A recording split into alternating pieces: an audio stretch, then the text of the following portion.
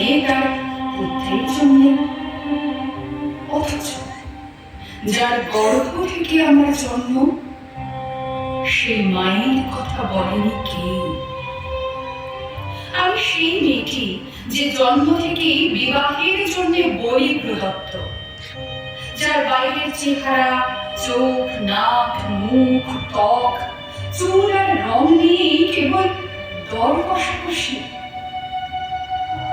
আমি সেই একাদশীর দিন অবুঝ বালিকার মতো তৃষ্ণায় ছটফট করতে করতে ঘরের মাটি চেটে চেটে প্রাণ ত্যাগ করেছি।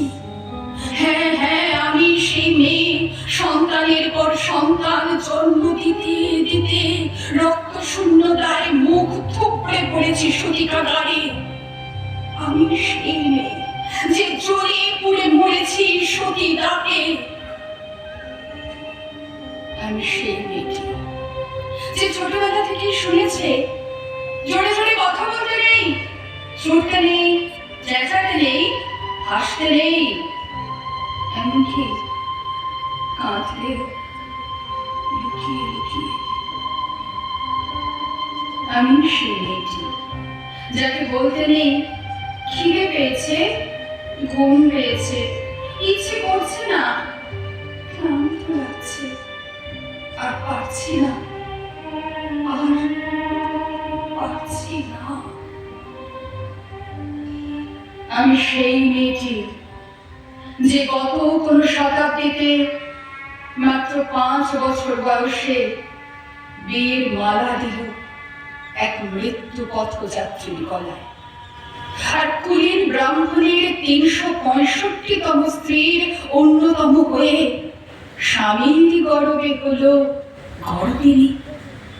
হ্যাঁ, আমি সেই মেয়ে।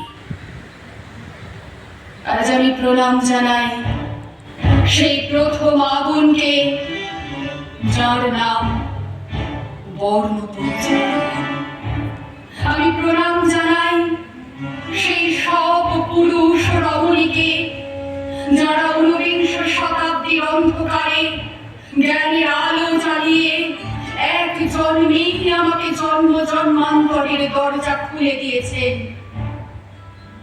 আমি প্রণাম জানাই সেই মেরি ওয়াটকে, প্রণাম জানাই মাদার ডেলফিন ও সিস্টার ট্রিজাবলকে, যাদের পূর্ণ স্পর্শে আমি আজ জ্ঞানের জন্য ফেলে যাচ্ছি অজ্ঞানতা, আনন্দের জন্য ফেলে যাচ্ছি কান্না, অমৃতের জন্য ফেলে যাচ্ছি দাসত্ব। আমার হাতে জ্বলছে দিশারিদের ওই মহান আগুন। আমি সেই মেয়েটি, আমি সেই মেয়েটি, আমি সেই মেয়েটি।